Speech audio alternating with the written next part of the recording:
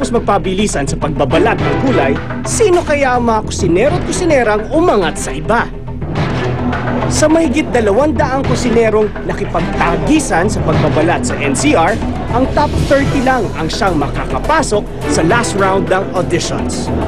Kaya oras na para kilalanin natin kung sino-sino sila. Everyone, ito ang ating top 30 in random order. Una-una, 1106.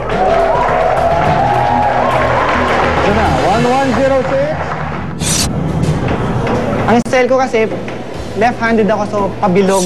First is pabilog, then 3 beses lang sa side each. So, mabilis akong nag-pin. 1035. Maraming fans yan. Successful na nakapasa sa top 30 ang mga nanay na sina Ara Padilla at Dory. Mga kapwa nag-audition dahil sa paghihikayat ng kanilang mga anak. Isang malaking honor, lalo na sa family. Ngayon pa lang feeling ko panalo na kayo. Kasi ang totoo niya, kaya ako sumali dito. Gusto ko makita ko ng mga anak ko sa TV. And last but not the least, nako, 1128. Pasok din sa ating listahan ng frustrated beauty queen, nanay at college student na si Marlene. Pero si David, ang kusinerong naghahanap ng kanyang mga tunay na magulang, di pinalad na makapasok sa 3rd level ng audition. Sana mapanood nila ako para malaman nila na hinahanap ko sila. Wala naman akong galit eh. Hindi naman ako nagagalit.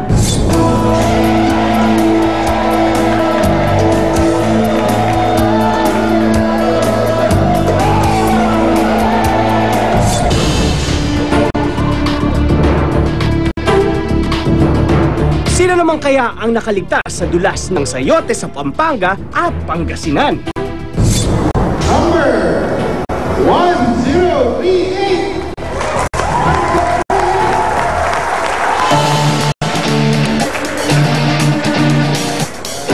Nasugatan man sa pagbabalat ng sayote si Regina,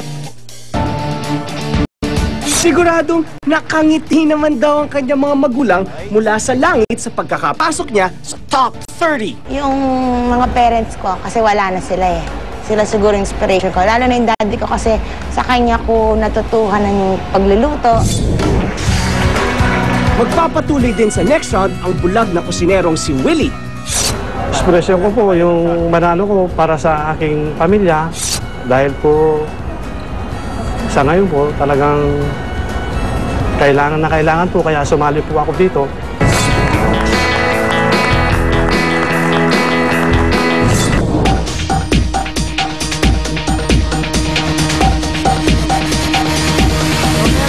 Pangasinan naman, lalo kayang maha-high blood ang kusinerang si Rochelle kung isa siya sa magpapatuloy sa susunod na round.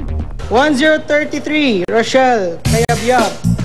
Kinakabahan pa rin po. Medyo hindi ko po ine-expect at medyo talagang nandito pa rin po yung kaba. 1015. Kasama rin ni Rochelle na nakapasa sa 3rd level ng audition ang daddy's girl na si Janice. Sa sobrang saya niya, agad niyang tinawagan ang kanyang special someone. Pinalita ko lang po sa girlfriend ko na nakapasok ako sa top 20 nung event kanina po. Sabi niya, congratulations. Tuwang-tuwa din para sa akin. Hindi po kayo lahat pasado. Pasensya na po.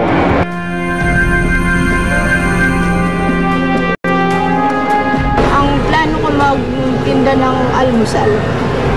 Para kahit paano may pagkakitaan.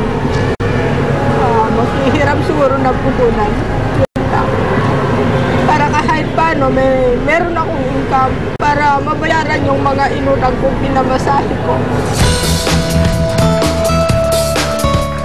At eto ang pumasa sa 3rd level ng Pangasinan auditions.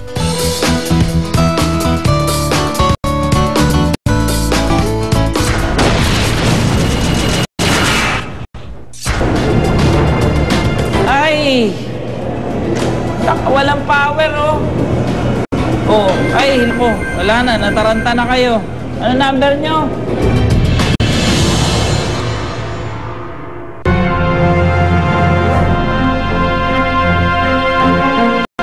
Nuri kitang anak ko!